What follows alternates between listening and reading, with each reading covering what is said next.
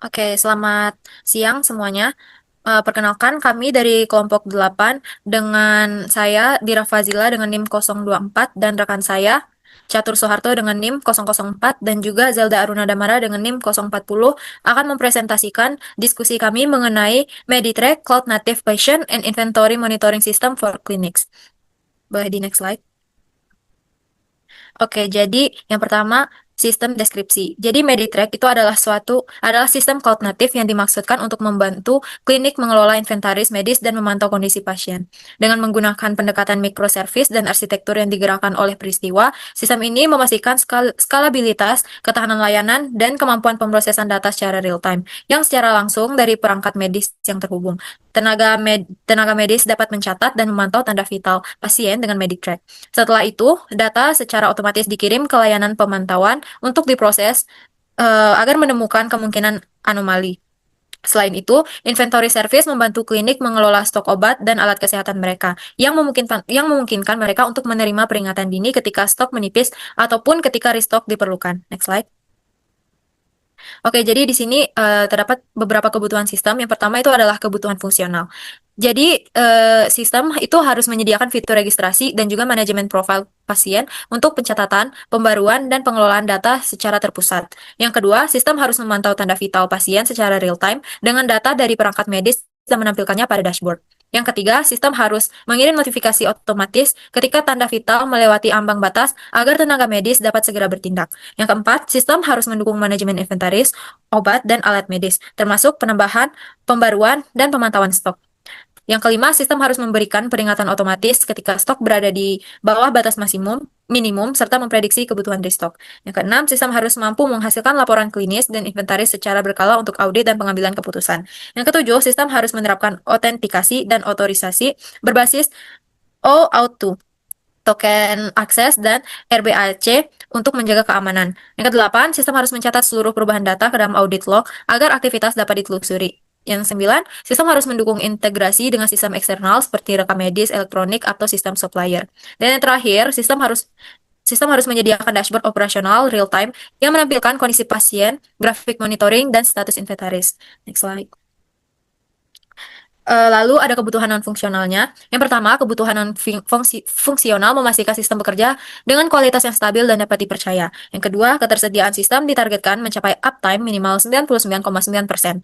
Yang ketiga, sistem harus mampu melakukan auto-scaling horizontal saat terjadi lonjakan beban, terutama untuk layanan monitoring dan notifikasi.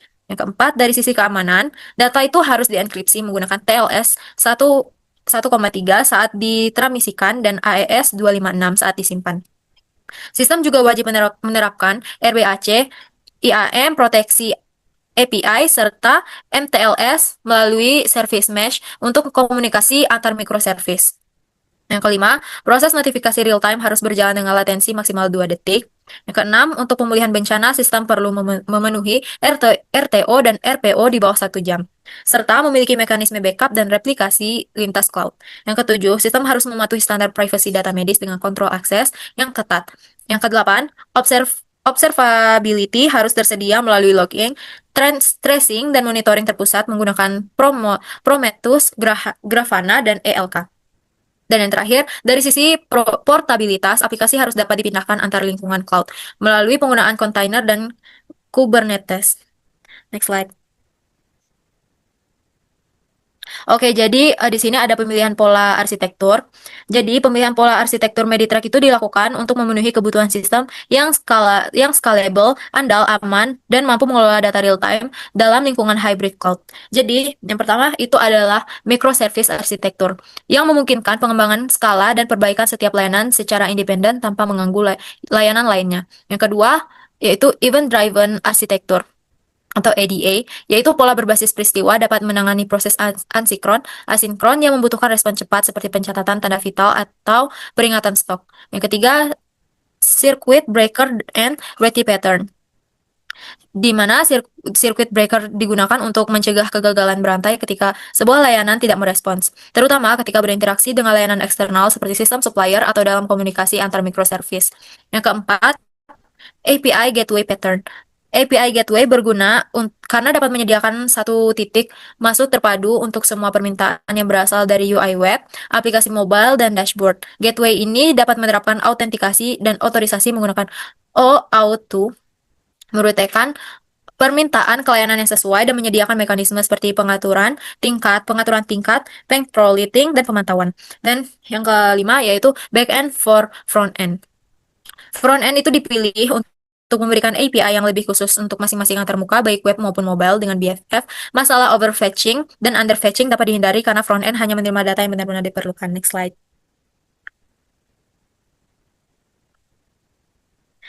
Oke, di sini ada rancangan arsitektur. Jadi sistem ini berjalan pada lingkungan cloud hybrid yang menggabungkan cloud public dan private berbasis cloud stack.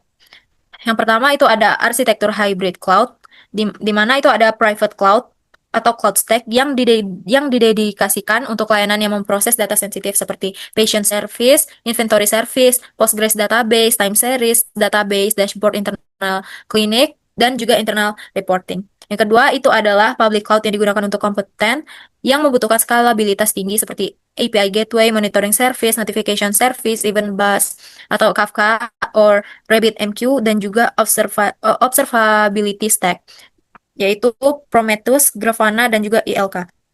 Next slide. Oke, selanjutnya ada model layanan cloud yang digunakan, itu ada IaaS, PaaS, dan juga SaaS.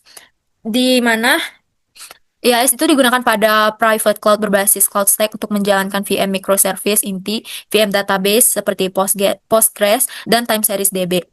VM observability agent, serta storage untuk objek dan juga log. Jadi model ini tuh dipilih karena memberikan kontrol penuh atas infrastruktur dan juga keamanan data medis yang sensitif. Selanjutnya ada platform as a service yang dimanfaatkan untuk public cloud sebagai layanan service Kubernetes, managed cluster, Kafka Managed Service, Object Storage, dan Container Registry. PaaS itu dipilih karena mengurangi beban pengelolaan infrastruktur sekaligus menyediakan skalabilitas otomatis agar sistem tetap stabil saat beban meningkat.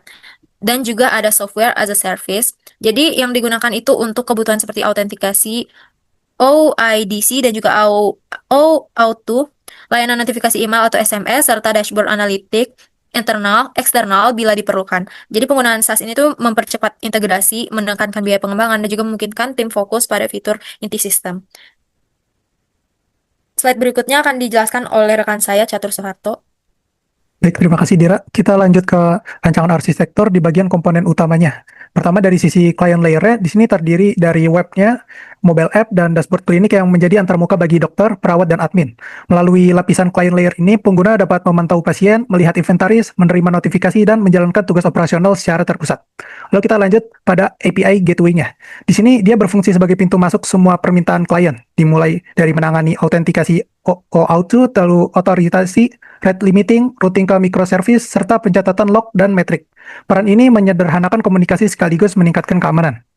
Lalu yang ketiga ada microservice layer, di mana layanan-layanan independen dengan fungsi khususnya seperti ada patient service untuk mengelola profil dan data dasar pasien, lalu ada monitoring service, memproses tanda vital dan menghasilkan event vital sign record, lalu ada inventory service, mengatur stok obat dan alat medis serta memicu stok low, notification service, menerima event dan mengirim notifikasi, reporting service, menghasilkan laporan klinik dan inventaris, supplier integration service untuk menangani integrasi dengan vendor. Jadi seluruh layanan saling terhubung melalui event namun tetap bekerja.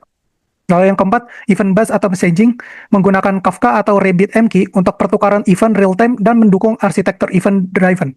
Event yang dikirim antara lain itu ada vital sign record, stock low, dan inventory update, memungkinkan proses asinkron dan sistem yang lebih scalable. Lalu yang kelima ada data store layer. Di sini ada Postgres untuk data pasiennya, pengguna, dan inventaris. Lalu time series DB dengan InfluxDB dan timescale untuk data tanda vital. Dan ada Redis untuk caching untuk akses cepat. Dan yang terakhir ada observability stock, di mana Prometheus untuk metrik, Grafana untuk visualisasi, ELK untuk logging terpusat, dan Jaeger atau Zipkin untuk tracing. Nah, untuk alur data sistemnya seperti ini. Jadi pertama dari perangkat medianya atau medical device akan mengirimkan sebuah data yang akan melewati sebuah device gateway. Nanti dari sini baru diteruskan datanya untuk dimonitoring oleh monitoring service. Setelah dimonitoring, akan dilakukan namanya publish event vital sign record yang akan terekam pada event bus dengan Kafka atau RabbitMQ. Lalu akan mengirim notifikasi dengan consume event dengan alert notification service mengirim notifikasi kepada pengguna. Tapi juga akan memeriksa sebuah stok obat dengan consume event update stock di inventory service. Jika ada, akan terjalan sebuah stok batas minimalnya dan akan melakukan publish event stock low. Setelah semua sudah berjalan, event bus akan melanjutkan lagi ke API gateway-nya yang akan terhubung kepada dashboard klinik, yaitu akan terjadi pull data via API gateway. Oke, kita lanjut ke bab yang selanjutnya, yaitu pemodelan Archimate.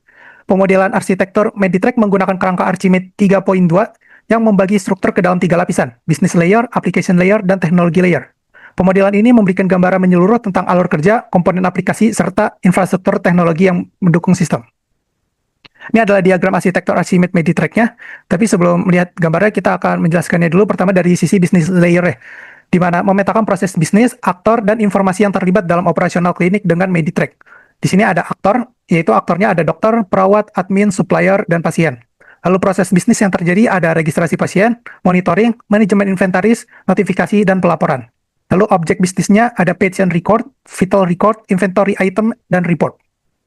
Lalu lapisan yang kedua ada application layer. Di sini komponen aplikasinya itu ada API gateway, out service, patient service, monitoring service, inventory service, notification service, reporting service, dan dashboard. Lalu antar mukanya menggunakan REST API, gRPC, dan MQTT. Lalu objek datanya dengan patient profile, vital stream, inventory catalog. Lalu lapisan yang terakhir itu ada teknologi layer. Di sini memodelkan infrastruktur yang mendukung seluruh komponen aplikasi Meditrack. Pertama dengan Kubernetes cluster untuk menjalankan microservice dalam kontainer. Lalu ada load balancer di sini untuk mendistribusikan traffic ke API gateway dan layanan lainnya. Lalu event bus dengan Kafka atau RabbitMQ untuk mengelola event real time seperti vital sign record atau stock low. Lalu database layer-nya di sini ada 4. Pertama dengan PostgreSDB menyimpan data pasien, pengguna, dan inventaris. Lalu ada time series DB dengan InfluxDB atau timescale menyimpan tanda vital. Lalu ada Redis untuk caching, lalu objek storage dengan S3 atau mini O untuk menyimpan laporan dan berkas lainnya. Lalu yang kelima ada service mesh untuk menyediakan keamanan MTLS, observability, dan pengaturan traffic. Lalu yang keenam ada VPN atau VPC networking untuk menghubungkan private cloud dan public cloud. Jadi di sini terjadi sebuah hybrid cloud. Lalu yang terakhir adalah monitoring tools menggunakan Prometheus, Grafana, dan ELK Stack. Ini diagram arsitekturnya yang telah kami buat. Dengan pemodelan arsitektur Meditrack menggunakan Archimate 3.2 mencakup business layer, application layer, dan teknologi layer. Diagram ini menunjukkan hubungan antara aktor, proses bisnis, komponen aplikasi, serta infrastruktur teknologi yang mendukung sistem. Oke, kita lanjut ke strategi keamanan sistemnya setelah kita membahas diagram arsitekturnya. Jadi pengembangan Meditrack bergantung pada keamanan, terutama karena sistem ini menangani data medis sensitif yang harus dilindungi. Oleh karena itu, Meditrack menerapkan pendekatan keamanan berlapis atau defense in depth yang mencakup keamanan pada lapisan bisnis, aplikasi, dan teknologi. Selain itu, strategi keamanan Meditrack juga mengacu pada model keamanan kontemporer seperti Zero Trust, EIM, dan framework keamanan cloud adaptive. Pertama, tentang keamanan pada bisnis layer-nya. Jadi, di sini kita akan berfokus pada pengendalian proses bisnis, aktor, dan aliran data agar aman dan sesuai dengan privasi medis. Segregation of duty diterapkan pada setiap peran, sehingga dokter, perawat, dan administrasi, dan juga supplier hanya dapat mengakses data yang relevan. Untuk membatasi tampilan data sensitif, prinsip data minimization diterapkan untuk proses penting seperti pengawasan klinis dan manajemen inventaris, otorisasi diatur ketat berdasarkan perannya. Dengan TLS, semua komunikasi antarmuka dienkripsi end-to-end. Lalu yang kedua ada pada application layer. Keamanan pada application layer diterapkan melalui autentikasi, otorisasi, enkripsi, serta proteksi API dan microservice. Dengan Identify dan Access Management atau IAM, menggunakan OAuth2 atau OpenID Connect dan RBAC dengan token berumur pendek. Administrator dapat menggunakan multifactor authentication di sini. Lalu ada API security-nya dengan API Gateway menerapkan rate limiting, throttling, validasi token, IP filtering, dan integrasi WAV untuk mencegah penyalahgunaan. Lalu Service Mesh Security. Di sini komunikasi antar microservice diamankan dengan MTLS dan kebijakan Deny by Default agar hanya layanan sah yang bisa berinteraksi. Lalu yang terakhir ada Data Security. Data dienkripsi TLS 1.3 dengan in-transit dan AES 256 dengan address. Dengan akses database dibatasi hanya untuk layanan yang berwenang saja. Lalu yang ketiga ada keamanan pada teknologi layernya, di mana berfokus pada infrastruktur cloud, jaringan, dan kontrol akses.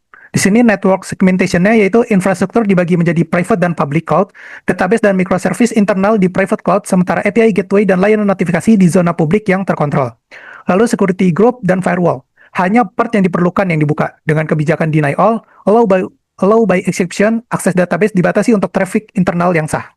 Lalu akses control list, mengatur interaksi antar subnet untuk kontrol akses lebih granular. Lalu zero trust, semua koneksi dianggap tidak terpercaya. Setiap permintaan harus diautentikasi dan diautorisasi berdasarkan identitas layanan dan atau penggunanya. Nah, yang keempat itu Adaptive Cloud Security Framework. Meditrack menerapkan 4 pilar Adaptive Cloud Security, yaitu Protect, Detect, Respond, dan Predict. Protect, melindungi data dengan enkripsi, IAM atau RBAC, MFA untuk admin, MTLS antar microservice, dan WAF, dan scanning container. Lalu Detect, untuk memantau anomali sistem dan jaringan menggunakan IDS serta SIEM untuk mengenali pola serangan.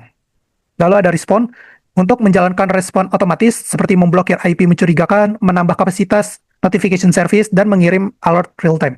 Yang terakhir ada Predict, untuk menganalisis log melalui ELK atau SIEM, dan model ML atau machine learning sederhana untuk mendeteksi ancaman atau anomali traffic sejauh ini. Lalu yang kelima ada logging, monitoring, dan CM.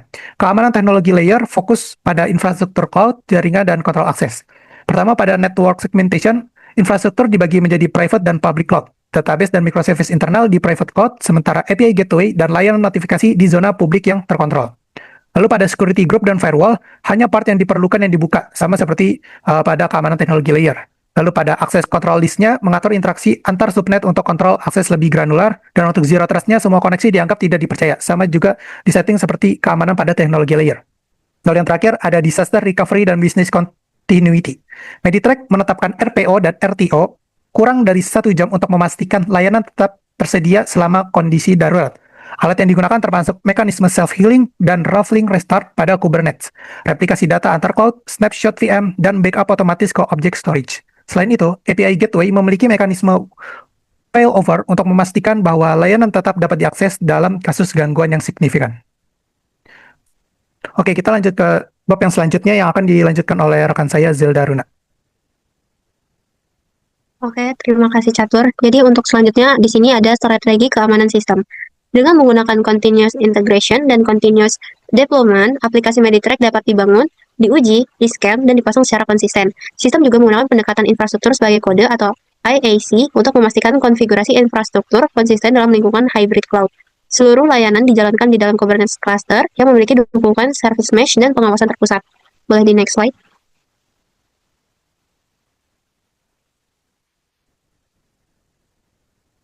Untuk alur dari CI RCD pipeline Meditrack kita sendiri ini digunakan oleh Meditrack untuk menjamin bahwa proses pembangunan, pengujian, dan deployment layanan dilakukan secara otomatis dan konsisten.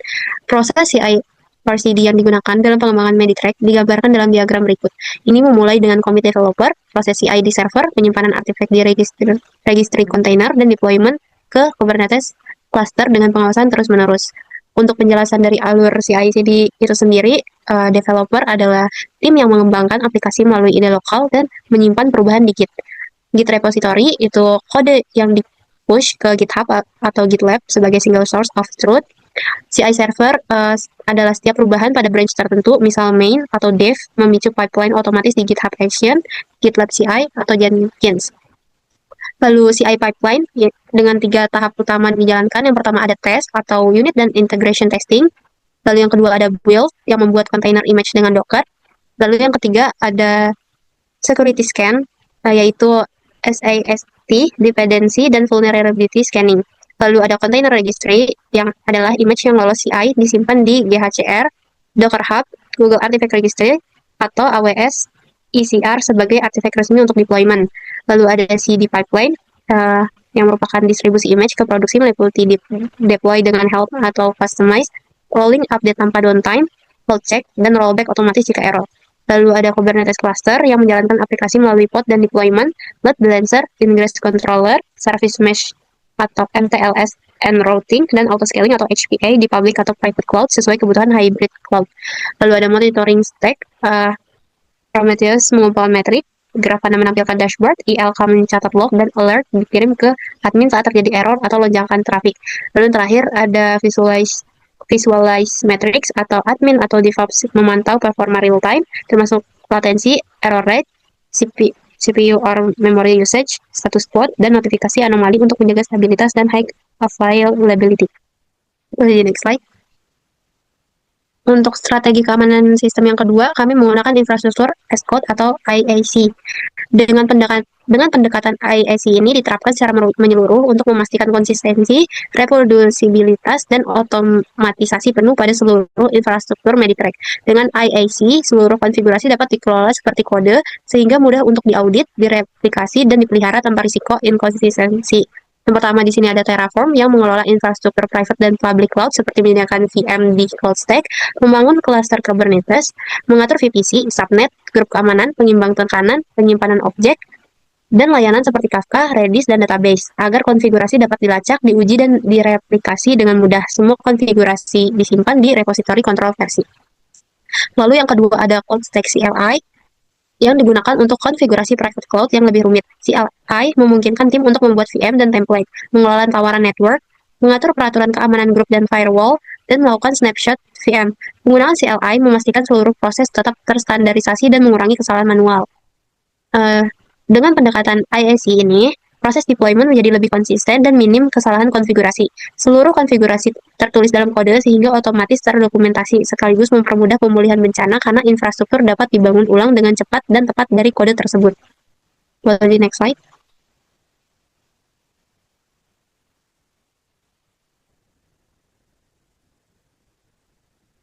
Lalu untuk strategi keamanan sistem yang ketiga, kami menggunakan model deployment Kubernetes yang berperan sebagai orchestrator utama microservice Meditrack yang memungkinkan pengelolaan layanan yang lebih stabil, fleksibel, dan efisien. Karena yang pertama ini adalah deployment controller.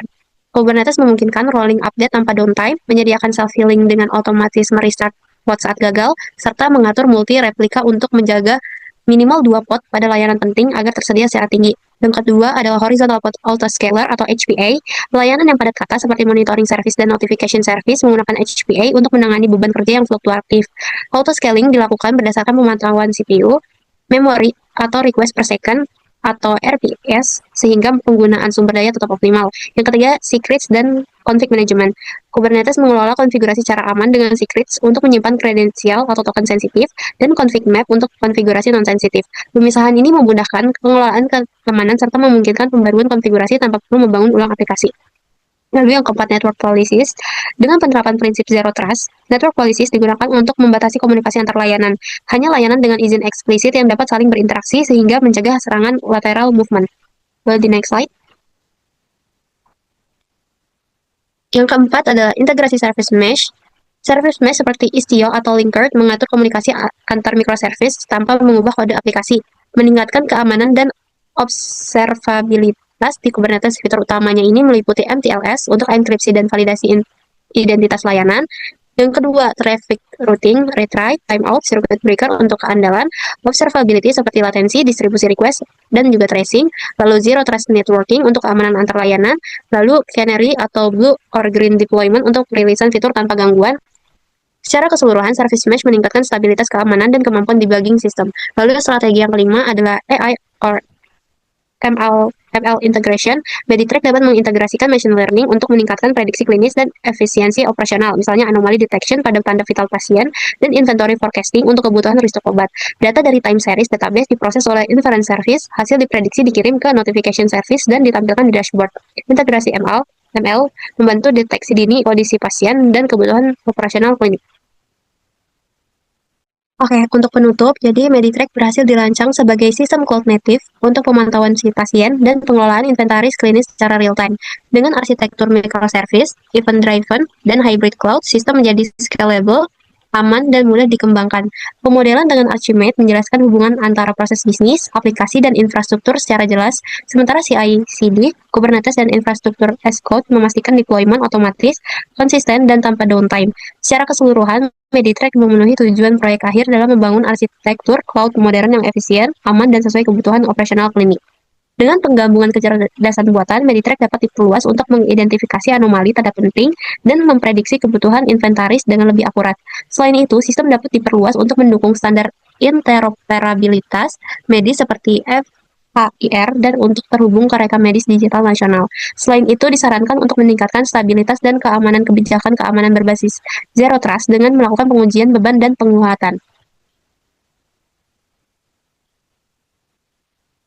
Oke, dengan demikian presentasi yang dapat kelompok kami sampaikan. Semoga bermanfaat dan terima kasih. Wassalamualaikum warahmatullahi wabarakatuh.